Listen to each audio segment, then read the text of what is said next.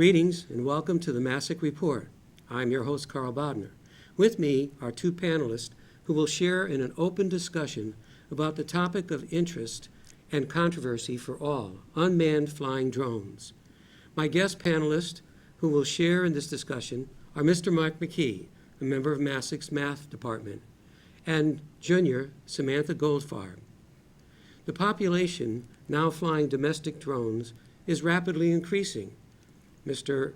McKee, to my understanding, is a recreational droner.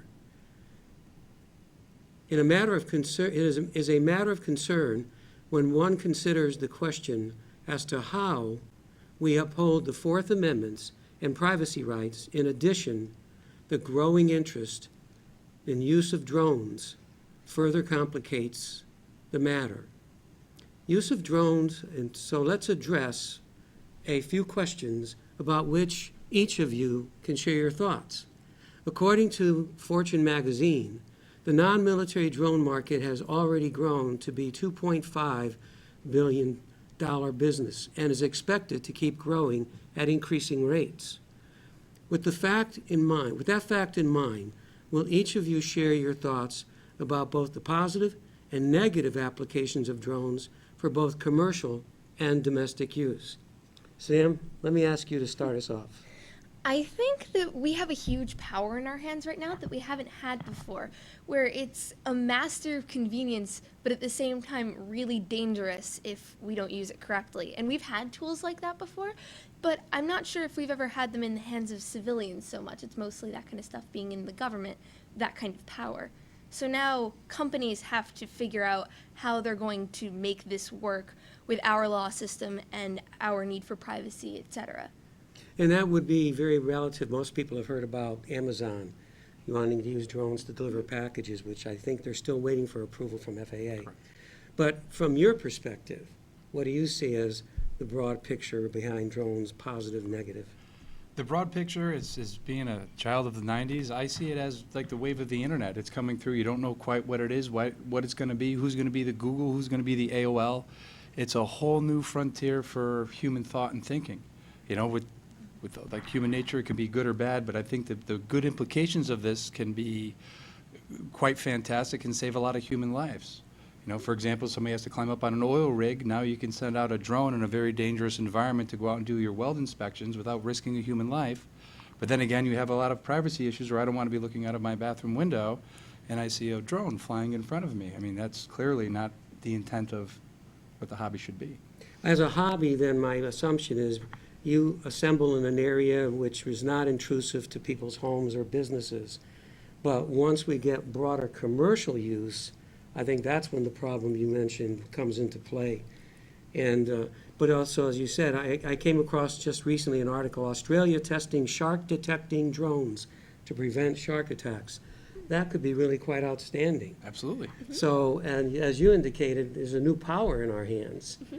And so it's going to be fascinating to see where this takes us. Being as old as I am, far from a child of the 90s, it's sometimes makes me a little nervous because of that privacy factor. And also, I worry if it becomes very commercialized, the congestion factor. When I think of highly congested suburban areas, that may not be as spatial between home properties like you see in some of New Jersey areas, New York areas, exactly how's this going to go and how do we prevent accidents and, can someone hack into the drone system? I don't know. Mm-hmm. But I think it's really something that is facing us as a challenge, which I think you suggest. Yeah. And every challenge has opportunity. And so can we rely on human intelligence and rational behavior? I'm not sure, because I'm not even sure there's such a thing as common sense. I get kind of a kick out of that phrase. Whenever I hear someone criticize someone else about having common sense or not, they're usually saying, you're not thinking like I think. And that's where I have a problem. But each of you offer interesting perspectives about the applications of drones. My second question is this. Many say that droning is a hobby and people should be free to use them no differently than they do radio-controlled toys. What are your thoughts about this? Mr. McKee, why don't you start us off? Well, one, they're not toys. I mean, They're machines that can move very quickly, that have spinning blades that are dangerous. And as long as you don't treat them as such, then I think you'll be okay with the applications of all the drones and the use and the toys. But it's, when I fly, I'm an AMA member, which is a National Association of modelers, that we try to live and fly by a code to try to avoid some of these potential things that could happen with Amazon. I'm lucky enough to be able to fly up at Mitchell's farm. We have a nice safe field. You fly over a certain area, and like everything else, machines fail and things break, even with airplanes and multiple redundancies. I've seen very expensive airplanes have a little $2 servo wire come apart and the thing comes crashing down to the sky, through the sky to the ground. And it worries me when you start thinking about the size items that, for example, Amazon's going to carry as a payload. Well, what are the fail-safes? If somebody's going to be moving a 5-pound bag of gummy bears at 2,000 feet or whatever their legal airspace is going to be, well, what happens if that drone fails, if a battery dies, if there's some kind of surge or anything happens? What about all those people below? That could be a serious issue, and you'd end up with some medical factors attached to that. A lot of liability. Is this something which is more appropriate to adult usage? And, at what point is a child too young, or what is the appropriate child age for someone to do this? Under supervision, I don't think you can start too early at all. I mean, it's a hand-eye skill for flying and moving these machines around, and like all technologies, this generation, they pick up iPads and phones and computers, and they use them like it's second nature. So the younger they start, I think the more involved and the more insight they could have into the process and the products. But we all need a little direction with adult supervision, that maybe sometimes our ideas might be good or our thoughts are good, but that's a bad idea. You might not want to go in that direction. Now, you have a 6-year-old daughter, am I correct? 4-year-old daughter and 6-year-old son, yes. A 6-year-old son, I'm sorry. Has your son ever flown? He's flown it. It's the drone I have, you can put it in a little safety circle, and when you hit certain motions from where you initialize it, right is always right, left is always left, up is always up, down is always down, you can spin it. So as long as you can get a little 5-minute tutorial, my son picked it up and he was flying around and moving it and taking pictures and videos, and the smile was here to here. Yeah. Sam, what are your thoughts about this? Do you have any doubts? Do you have any reservations? Do you have any concerns? Well, I see the recreation as being mostly harmless as long as it's used for recreational purposes. Again, we are putting a tool in people's hands, not to say that you, for example, are not responsible, but not everybody will be so harmless with the way they use this, in a sense. We see so many things, like with the mass killings like recently and shootings. I just see this as another step that could be used if it's not regulated properly. And it gets into the wrong hands. Wasn't there a recent incident, I believe, in Newtown, where a young man, a 19 or so year old man, put a gun attached to a drone and shot in his backyard? It wasn't in upstate Connecticut, yes. Oh, it was upstate Connecticut? Upstate Connecticut on private property, so they're trying to find laws for it. But yeah, I mean, it's dangerous stuff. And by the same token, and it's a free country, we have our free rights, but I don't think I would feel comfortable with a state police flying a drone up and down my street, just randomly videotaping what's going on to kind of, hey, we're just patrolling to see what's safe. I'm like, I appreciate the safety, but I do want a little bit of privacy to my own personal life and other people's personal lives as well. So it seems to me we're heading toward an argument or a potential conclusion that drone itself is less the problem, and as in many cases, people are the problem. Yes. Because they make irrational or unreasonable choices of action and behavior for simply the excitement they want to experience without necessarily considering other people. Does that make sense? Makes a lot of sense. The tough thing, too, with regulation is usually law-abiding citizens are the ones that follow the regulations, and those are not the people we're trying to stop that are flying these drones in all kinds of bad areas. We can regulate what we want, but like you said before with human nature, I mean, there's always the human nature part of it. Like, how do we avoid that issue? I don't know. There's something odd about human nature. I think the toughest question in life to answer is, what is nature of human nature? Yeah. And I'm not sure if we'll ever define that. For my third question, I'd like to ask, do you see a positive use of drones for business and law enforcement? And what is your perspective on that? You had mentioned state police flying down the thing, but what do you think? Well, again, I know I sound like the depressing one in this, but I still want to caution the fact that these are serious tools. It rather reminds me of when they talk about putting security cameras in places, especially for law enforcement. It kind of feels like we're under the eye, and I know that that's going to hurt some feelings and scare some people. And also for the military, it would be safer for our men and women, I think. But at the same time, there's potential for hacking. There's still a lot of stuff that goes wrong. Again, I think if we regulate it properly, then we can use it effectively. But we have to just be very careful. So we have to consider, I think you're suggesting, not just the technology here, but the politics that exist here. Oh, absolutely. You know? Absolutely. So what are your perspectives on commercial use, police use? I think it's a fascinating tool that can save lives. As you read about some of these bad situations that tend to happen in our society, it would make me feel more protected if my law enforcement service providers were able to say, okay, there's an emergency out in this field in this direction. Let's put a couple eyes up in the sky so we can get a better perspective of what's going on, so they could do a better job to help protect us better. Mm-hmm. So like you said, used in the right context, I think it could be a valuable tool. Or there's a raging fire. Oh, maybe the fire chief, hey, can you please put a drone up here so he can help identify hot spots and redirect his crew to the proper way? Mm-hmm. Is there, a big accident? Where do we see the most damage quickly? But it's all dangerous. You just never know what could happen with anything. What you just caused me to have a thought about is search and rescue. Absolutely. You get some hikers that fall and injure, and they're, you only have so much time and space you can cover on foot, whereas with the drone, we might be able to improve our capacity Absolutely. to find a stranded, injured outdoor adventurist and help them out. And time is of essence if you're looking at that type of thing. Think about an infrared sensor on that drone, and you can program it to follow just a nice search grid pattern so you know you're covering everything. I mean, that could definitely save lives.